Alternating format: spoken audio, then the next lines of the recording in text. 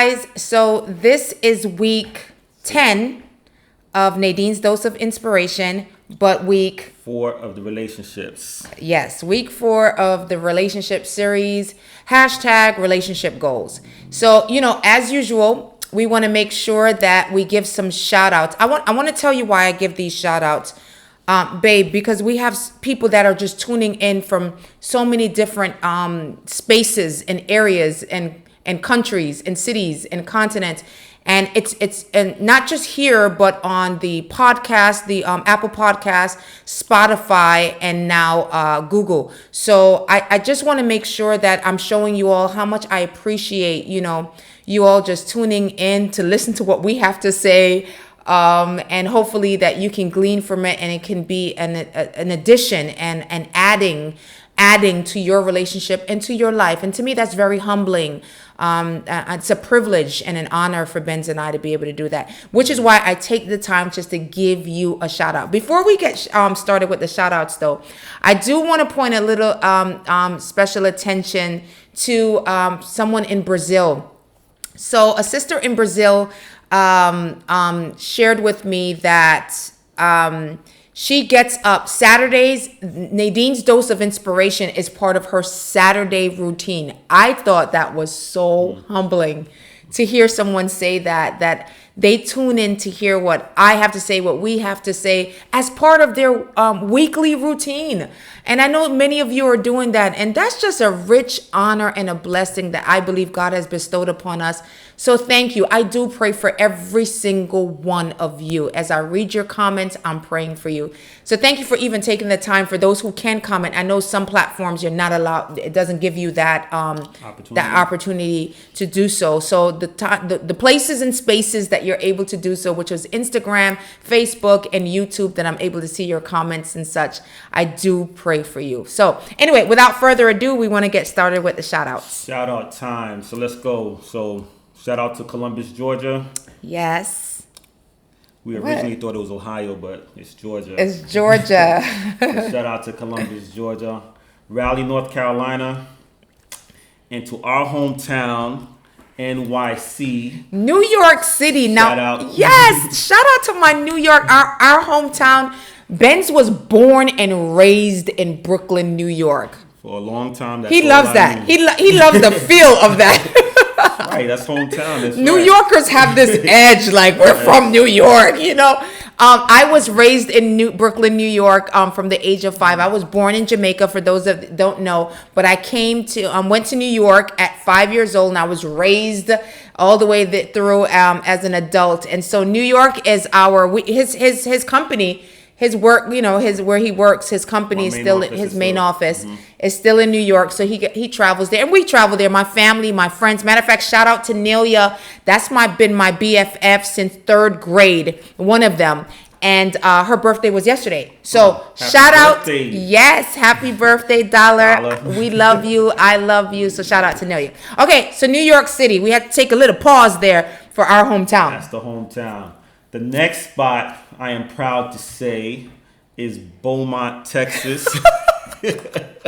So guys, last week, Bentz and I were having a little debate about how do you say, is it Beaumont or is it Beaumont? So you commented in the comment section like, we're not bougie, we're not Beaumont, we're country, we're Beaumont, Texas. So we want to give a shout out. Benz was right. Okay, I'm eating humble pie. Thank you for that. But Benz was right. He loves to hear that. Benz was right. But it is actually Beaumont, Texas. So shout out to Beaumont, Texas. Shout out to Beaumont. Next one's Costa Rica. Yes, shout out to Costa Rica. We plan on taking a trip there. We do. We've been planning on that. We have looking at some spaces and some areas over there. So Costa Rica, shout out to you. Shout out to Costa Rica. The next one's Inglewood, California. Inglewood, California. All right, so that's it for the shout outs. Anywhere you're tuning in from, if I haven't shouted you out yet, you want to make sure you put it in the comment section. I'll be sure to do so. Now, you're going to have to look at the previous podcast to see if I mentioned your country, state, or continent. So before you tell me, Nadine, you haven't given me a shout out yet. So make sure you go ahead and look at those podcasts. And then especially for the relationship series, babe, because there's so many different nuggets that we have shared in each of those podcasts that you may just want to go back and just kind of revisit and hear for the first time to see if it is applicable to you, where you're at in your singleness, where you're at in your marriage, where you're at in your frustration as a single person or your contentment as a single person. We just believe that you're whole. You can be whole whether you're married, widowed, divorced, or single, right? God desires to be whole. He desired actually that we enter into his kingdom, that we enter into heaven whole, not broken. We don't have to barely get into his kingdom, but we can thrive and walking into the kingdom and thriving in each stage of our lives, each areas of our marital status or relationship status, that it's not our ability to thrive is not based on a ring or not having a ring. It's based on who he is in our lives. So I just encourage you there to choose to thrive no matter what season of life you are in. Okay? So that's just a little nugget I want to throw out there before we get started. Okay. So before we get started, right? Yes. So this is week 4 of the relationships. Yes. So this is my last week, at least scheduled last week. Wanted to take the time to say thank you for inviting me, having me be a part of this, and to you guys for welcoming me into Nadine's Dose of Inspiration. And they've loved you. And I love them right back. I am words of affirmation, so I love it. So I'm loving it. But this is going to be my last week, at least for the time being. Hopefully, I'll be back. You'll invite me back? I don't know. No, of course. Hopefully, I'll, like we said before, I'll poke my head back in, see how you're doing, see how everybody. It's been awesome doing it with my hubby. He brings out a different side to me. And so that's what relationships do. That's what marriages do to us. They bring out the side that's probably a little dormant. They bring life, speak life to that. So we'll definitely have Ben's back. He's my oneness. So we have to have him back. All right. So today we want to talk about blended families. You could be single, and I was prior to Ben's, and I had a child. And now I am getting married, and now that's considered a blended family. Or he could have children, and you guys are getting married, and that is considered a blended family. Or you'll hear that we discuss just marriages and relationships in general that just have kids. And we've had the privilege to raise 3. Tanae, who's 27 years old, she's about to have a child of her own. And I'm glad she is, so she can eat her words of saying, when I have my own children, I would never. Okay, Tanae, let's see how that works, okay? So Tanae, who's 27, and Bentz came into her life when she was 10, and now she's 27. So we'll talk about some stuff there. And Isaiah, who's 15, and Natasha, who's 14. I had Isaiah and Natasha back to back. So when Bentz and I got married, there was no time delay for us to just kind of get to know each other and just kind of be together alone. 9 months. I got pregnant on our honeymoon. And so that in and of itself, guys, was a very difficult time for me because Ben's job, he travels a lot with his work. He does biopharmaceutical industry.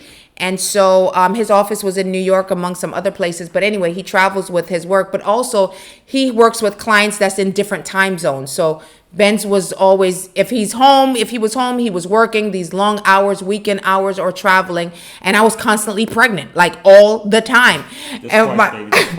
Twice seemed like all the time. And I have 3%, they said, of pregnancies. I fell into that 3% category that gets sick like I do during 9 months of pregnancy. And I've had that with all 3 of my kids. And so it was a very difficult time, and it was a trying time. What's that? It wasn't fun during that It wasn't. 9 months of morning sickness. 9 months of morning sickness, losing weight, not being able to eat anything and hold things down. And I was working full time during those times, and so was he. And so it was just a hard time, and that put a strain on our relationship, a strain that further strengthened our relationship. And I know we don't like that, right? We don't like the strains that strengthen. We'll just rather be strengthened.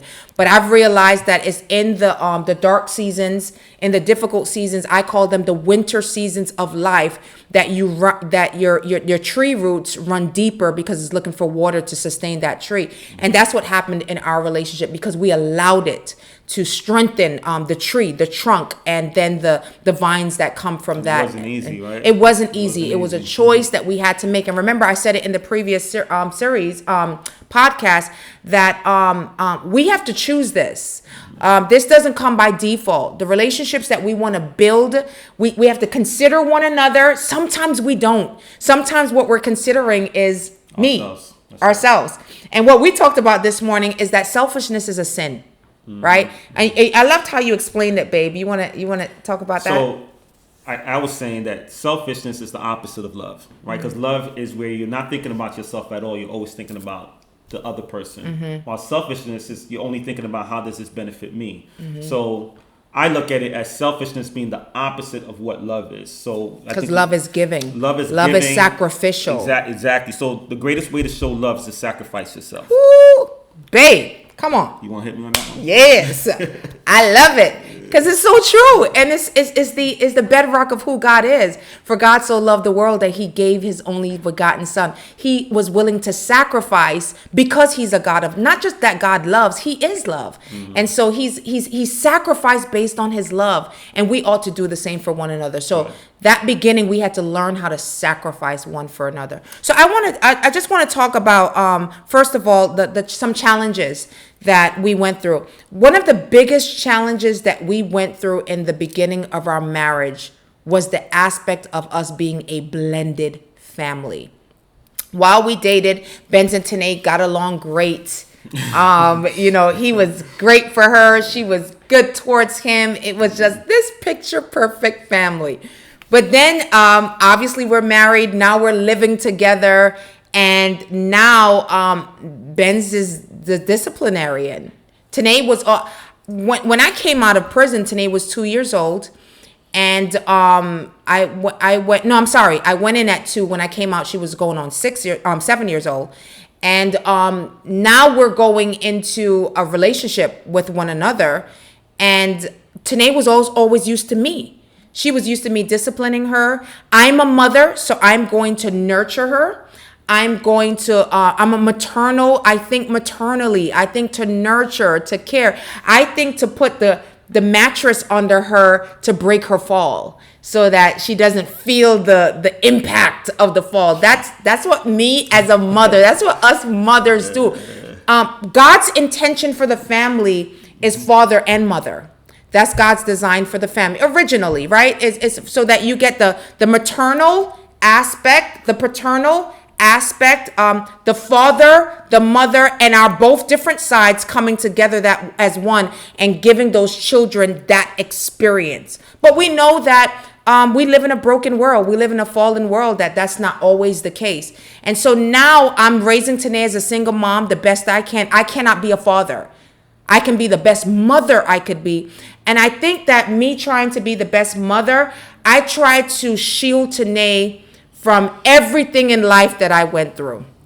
And part of that's great, but some things we have to allow our kids to go through. So one of the things I used to do, babe, when Tanae had a homework and it was due. Oh my goodness, go ahead. I'm glad you brought this one up. Go ahead. When she had homework that was due the next day and I didn't know, I'm like, oh my gosh, it's due tomorrow and it's 11 o'clock at night. I would stay up and do her homework for her. So I would wake up in the middle of the night saying, okay, where's Nadine? So I come into the dining room, living room, wherever you guys are. And be like, babe, what are you doing? Oh, Tanae has this project due tomorrow morning. And she has to bring it. Well, where's Tanae? Tanae is sleeping. Well, she had to get sleep so she can wake up in the morning so she can go to school. That would drive me crazy. So that was a contention, because he felt that obviously, and he was right, I shouldn't be doing. And then it wasn't teaching Tanae discipline. And I'm telling you, the key is with our kids, we're not raising them to be productive kids one day. We're raising them to be Productive adults. Responsible That's right. adults one day. And I was teaching Tanae, by doing those things, how to be irresponsible. And that brought in a lot of contention, right? Because I'm trying to make her, I'm trying to, okay, you have to be responsible, you have to be independent. And Bentz was very structured and disciplined. And he saw things of not from the emotional side. He processed, okay, how does this help Tanae? You're setting her up for failure. And we saw that later on in life, right? Because Tanae struggled with some other things as she continued to grow, because she had that mindset of how I was raising her. And I know not all single moms do this, okay? This was my story. And I'm thinking that I'm trying to help her and by just trying not to go through certain things, and not realizing that I was actually impairing her. I was actually disabling her. And so that brought source of contention in the family. so let me touch on that disciplinary thing for a minute, because when I did come in, all gun-ho. This is the way things are supposed to be. This is the order that we're supposed to do it. You got to get your homework done by this time. And, so I had all of these. What time you wanted the dishes washed, how you wanted it washed and put away. So I'm like at night trying to help her do the dishes like this. It was like that. And Bentz was just, so the I had order. the chores. You got to get chores, learn responsibility. And so we had all of that going on. She wasn't used to it. And I just remember years later, we were, I forgot where we were, but we were at our home church. We were at a different church. And I remember the pastor, they were talking about blended family and so forth. And he said, as a step parent, you should not come in being the disciplinarian. What you should do, it's not like you're absent from it, but you have to build that relationship first. Yeah. You have to build that relationship first. And if you do have an issue, if you do see something wrong, it's not that you're staying quiet, but you have that conversation with your wife. You have that conversation with your spouse to say, hey, this is the issue that I'm seeing. And let them deal with the disciplinary actions as opposed to you doing it. Because you can't just come in being a disciplinary where you haven't established a relationship yet. You haven't built that foundation on relationship yet. Absolutely. So now that brings that extra contention And into the process. Tanae saw Bentz as a threat. She saw Bentz as a threat to our relationship. She was young. She saw Bentz as a threat to our relationship between her and I, and a threat to her, because now he's disciplined. We didn't know this. Tony Evans said something that was so strong.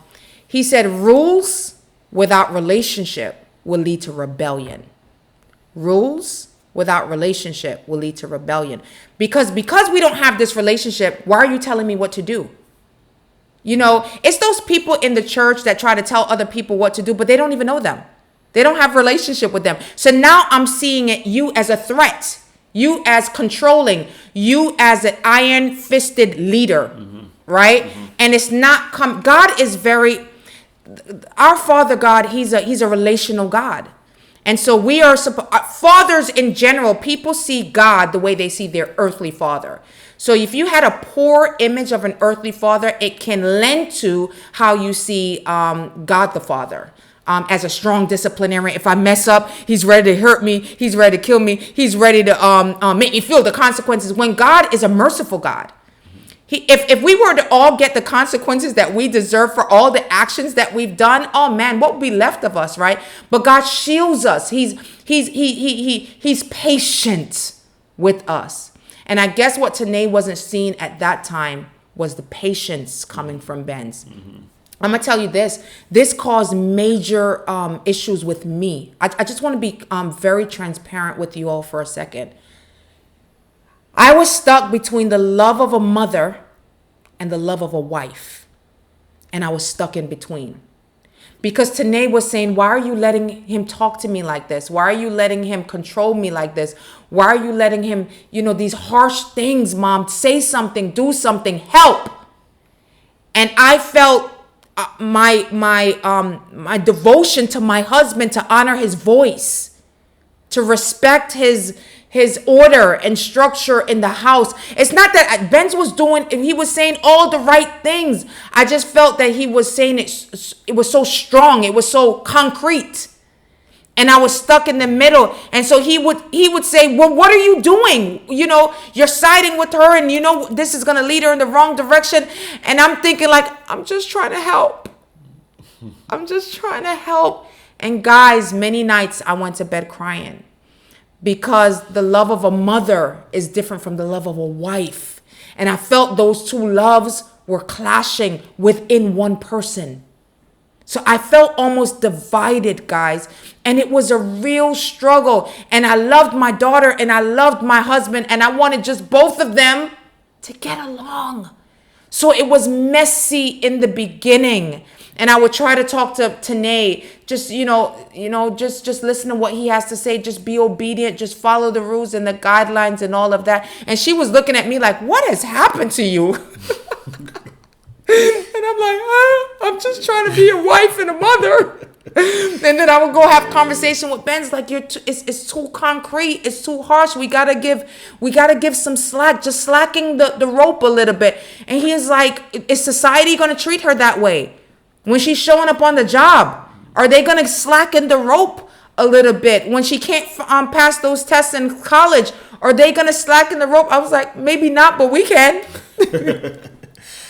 So, babe, you want to talk from that standpoint? I just remember, going through those days, those years, not even days, those years.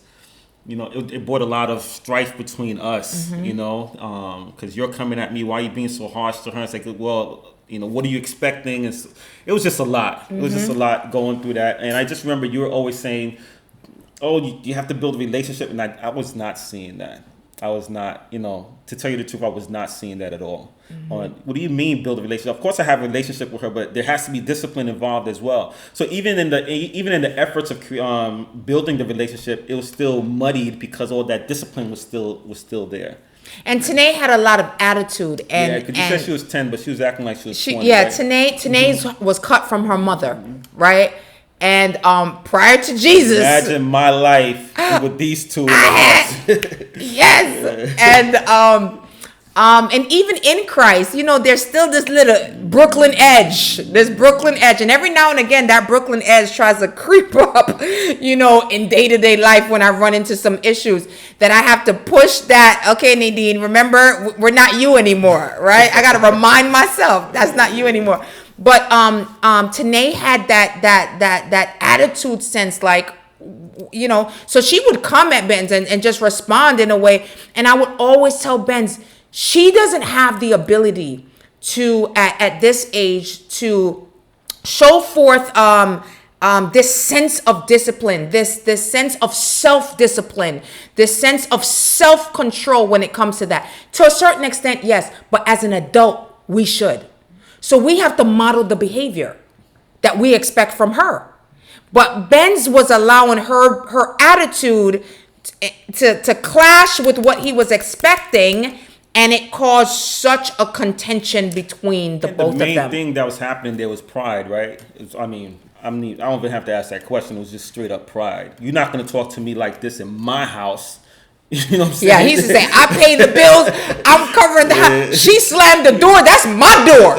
That's right. I was like, well, it's her room. No. There's no room in this house that belongs to anyone but us. We pay. I was like, oh my gosh.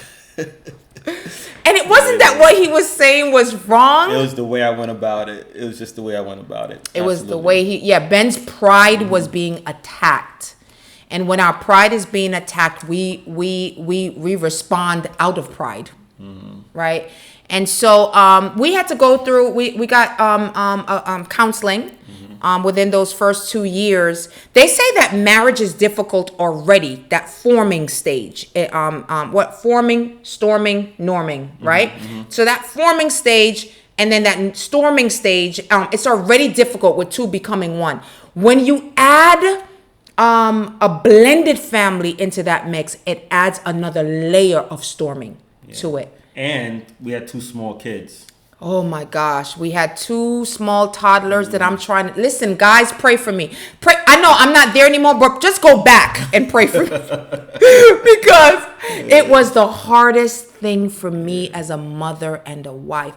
And he didn't understand.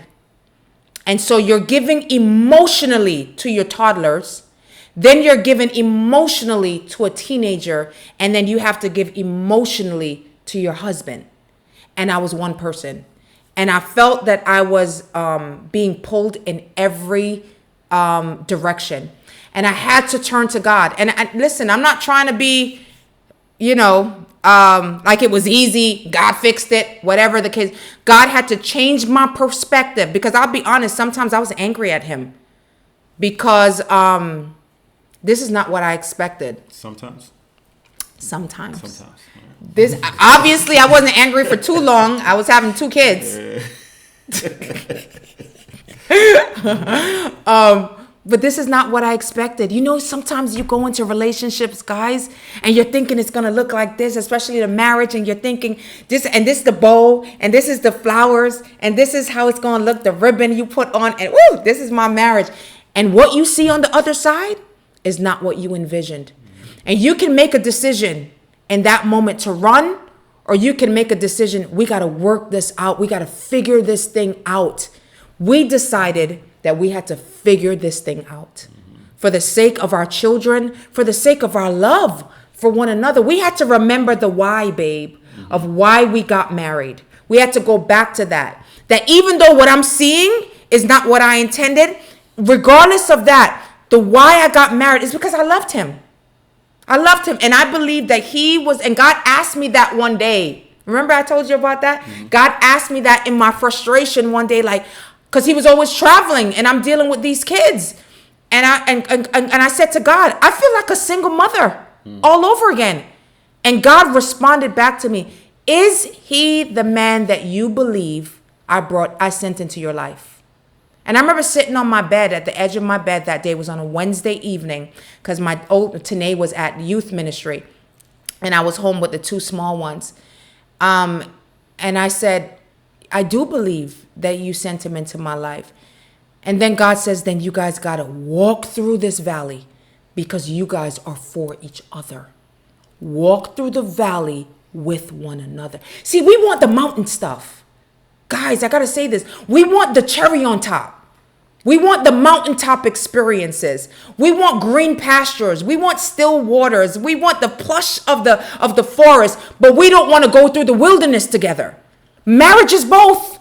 Matter of fact, it's the wilderness that builds our love, that builds our loyalty, that I'm not going anywhere. And if you go, I'm going with you. That's right. Right? It's in those difficult seasons that it's not on the mountaintops. It's when we can get through our problems, our issues, our difficulties. Then we look back and we realize my love for you just got stronger by what we went through. We just went through something together. We went through it together. And, I like what you're saying, just reminding you of why you're here. And I think the main thing that we really need to focus on is that there's a commitment here. So when there's a commitment, that means no matter what we're going through, I'm still committed in this. And what you're saying is that if we go through this process, this difficulty, the wilderness that that you're referring to, then we're just so much stronger on the other side. Yes. But we can't quit in the middle of the wilderness. Because if we quit in the middle of the wilderness, then we stay in the wilderness. We have to walk through that wilderness together. And that forges something that, inseparable at this point. That's what creates that bond between us at this point. And what enables us to walk through that wilderness together? First of all, I believe God. God has given us the grace and the strength to get through what we're going through. But outside of it, beyond that, right? Because now we can't just put it on God. We got to put it on ourselves. We got to sacrifice. We got to humble ourselves.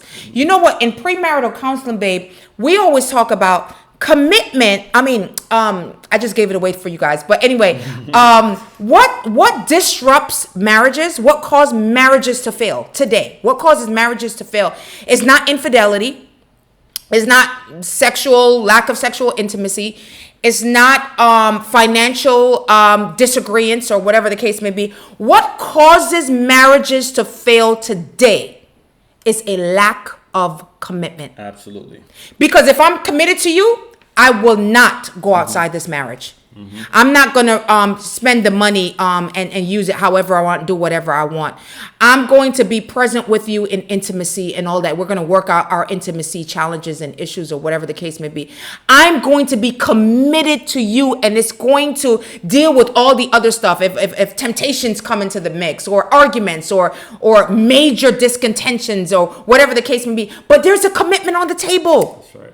And I think people think that love always have to be fuzzy. No, love is a commitment. It's a decision. That's right. Love is not an emotion.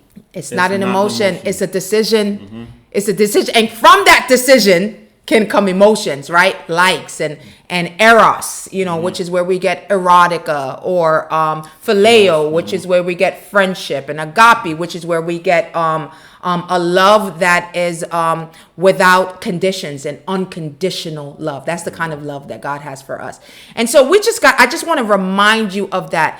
Relationships takes commitment, and commitment takes sacrifice, love, humility, seeing each other, not just focusing on me, selflessness, right? Not being selfish. Right. Again, we said it in the beginning. Love, the greatest way to show love is to sacrifice yourself for another. Greatest way. So we sorry, go ahead. No, go ahead. So we got some help, and now Tanae and Ben's relationship, listen, she was living here during the quarantine. Now she's back at her house. She was a scaredy cat. I gotta come live with y'all in case the apocalypse, the world is ending. This is our 27-year-old. So she came and lived with us for a couple months while she was getting over her quarantine issues. But just hearing their conversations, seeing they go at each other, but they're trying to learn. He's trying to learn her world. She's trying to help her to understand some things that can help her financially, that can help her just get her steady a little bit in life.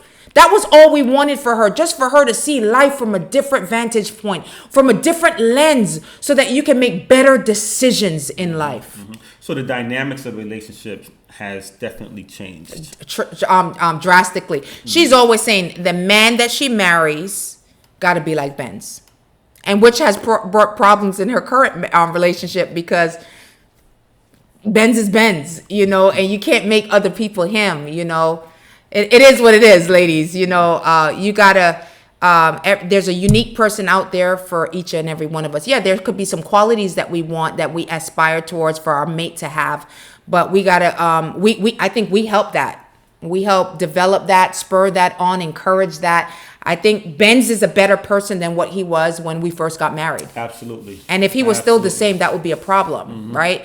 We should always be growing and evolving and developing ourselves to be better. That's right. And tell me in what ways do you think you're different from when we first got married? I'm way more patient than I was before.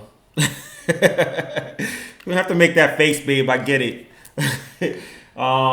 Just patience is probably the number one. I had a very short time for, if you're not getting something done, I just wanted things done. Listen, our toddlers had to pack their baby bags. Formula. Are such an exaggerated. I kid you not, guys. He would say, have it at the door. You should see. I mean, the bag was bigger than them, and they're grabbing their bag, going to the door for us to get to daycare. This guy, the kids knew how to wash their own clothes. I think 8 years old, 9 years old, 10 years old. They knew how to wash, separate, wash. Their homeworks. We have great, great kids. Left up to me, I would have done everything for them. So I thank God for Bentz, but he just learned how to balance, how to have balance and have better relationship. Because remember, rules without relationship will lead to rebellion. Yeah, definitely. Okay, so hopefully that helped you in your child rearing, your teenage rearing, even your adult. It's never too late to fix the relationship. Even if they're adults now, it's never too late to go back and say, you know what? I'm sorry. Hear me. The word sorry can relieve someone from going through years of therapy. Just hearing you say, I'm sorry. Just humbling yourself enough to say, you know what? There's some things I did wrong. I could have done some things differently. Please forgive me. Here's what I could have done differently. I can't go back, but moving forward, I want our relationship to get better. What do you expect from me? What would you desire to see in me? Listen, that's true humility.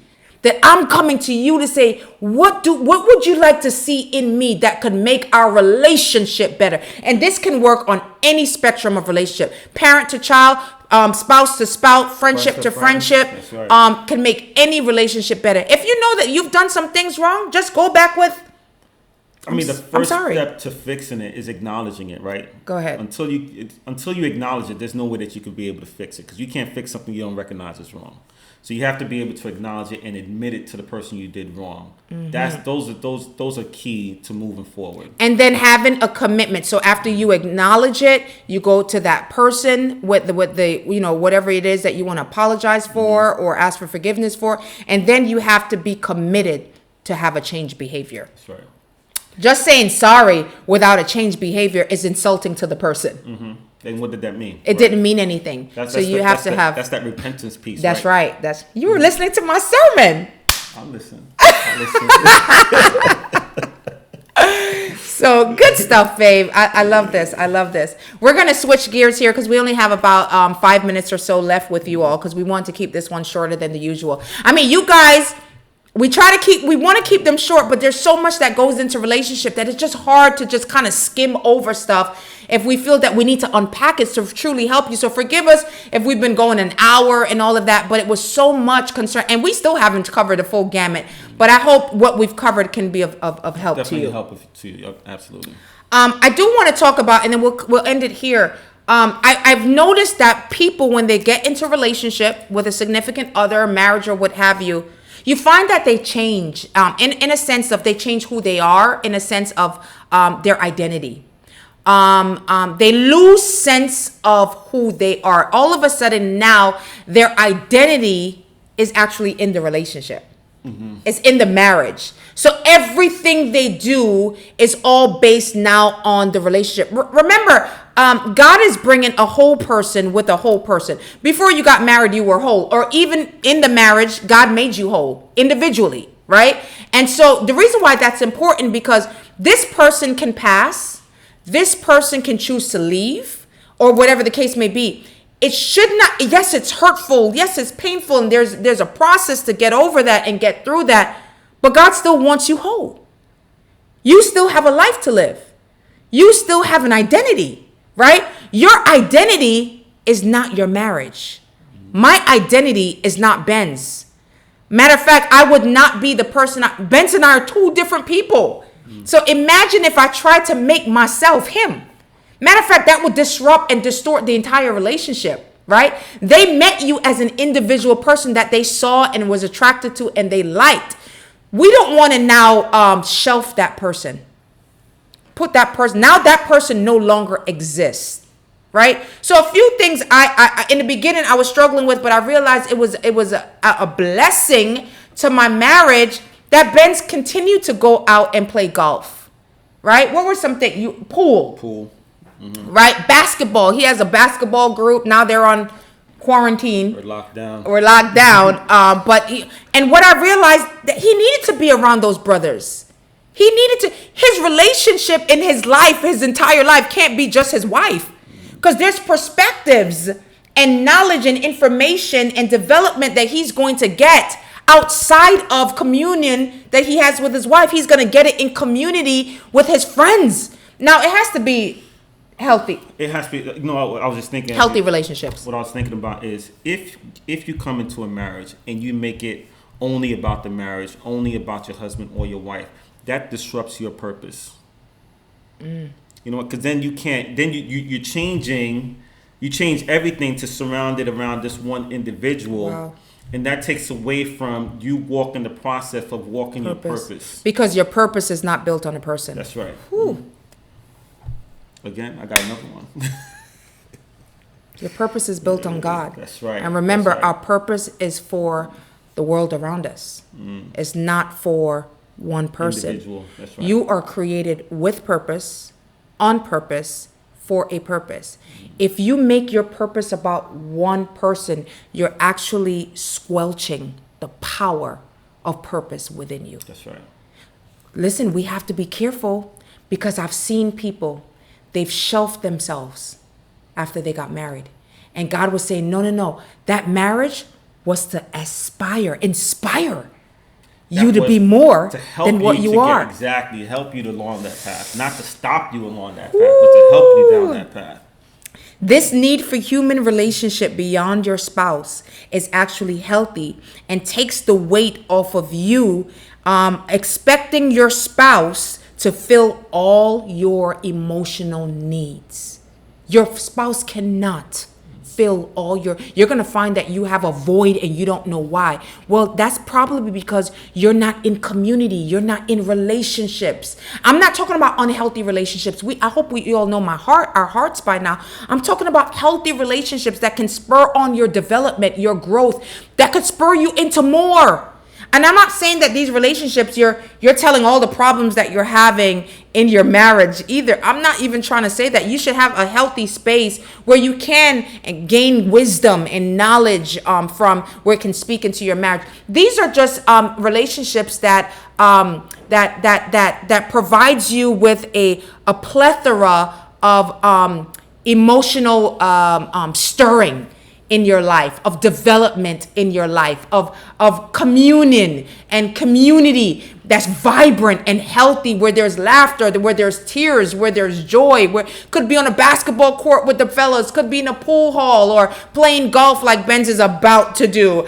All those things that can come from relationship. But when you shut that down, and you may be saying, babe, not for nothing, they may be saying, I don't have that. I don't have anyone that I can say these are true girlfriends or some man friends that I can just be in healthy community with. Then I could say it's not too late to start walking towards that. Mm-hmm. Look at the relationships that you have around you. Is there any one or two that you can say, hey, can we get together every now and again, head to a movie, or if it's ladies, head to a movie or dinner or whatever, maybe a spa treatment, go get our nails done. I mean, there's so many things that we can do. It could be even in, it doesn't have to be, but it can also include other couples that you just want to be around and just gel with and all of that. Man, receive the gift of friendship, right? That's a gift from God. Receive it, embrace it. Be present in it. Okay. So, your spouse, you still have dreams and aspirations that your spouse can spur on, but your friendships can spur those on as well. So I want us to just make sure that we're intentional to cultivate other friendships and not that we're shelving who we are. There could be some dreams that are on the inside of you that perhaps you're shelving, some desires, some goals, man. It's still there. God didn't just hang it up because you got married. Talk those things over with your spouse and say, how can we work towards these goals and dreams? Not just selfish ambition, but goals and dreams that you believe that God has placed on the inside of you. I find that when it's a God-given goal and dream, it's always going to be a help to someone else. Absolutely. That's what God's called us to do, is to help others. So if your goal and ambition is only to benefit you, then chances are it's not from God. Your goals and ambitions should be to serve others. Yes, it is. That's what purpose is all about. You may be saying, well, my spouse will not allow me to go out with others and stuff. First of all, that's control, but that's a whole nother thing. Can I say something? It's going to be a little harsh, but if you've been married a while or even recent, your spouse is not, obviously you didn't marry them based on that. So you didn't see that in the when you guys were dating. Hopefully you didn't and chose to marry it anyway. If you did, it doesn't mean that it's beyond salvage. But if you've been in a marriage for some time and your spouse is saying you can't go out and you can't do these things, can I say something? You trained them to be that way. There were some behaviors that you allowed that you did not address. There were some attitudes, some things that you saw that was saying, no, you can't do this, no, you can't do that, and that you didn't say, wait a minute, why not? Hold on. Yeah, I can because X, Y, and Z, and this is my desire, and these are, unless they have some real issues with what you were doing because it leads to some unhealthy things. But if they don't have anything to go on and they're just blocking, then that's an issue. That's an insecurity issue within that person, but that's a behavior, because what you don't address will always be. It will continue it will continue. Will continue. So at some point you stopped addressing it, and maybe you stopped addressing it because you didn't want to bring contention, but in so doing that you created a giant. That now you're looking at this thing like, I don't know how am I going to get to this level of relationship that you guys are talking about.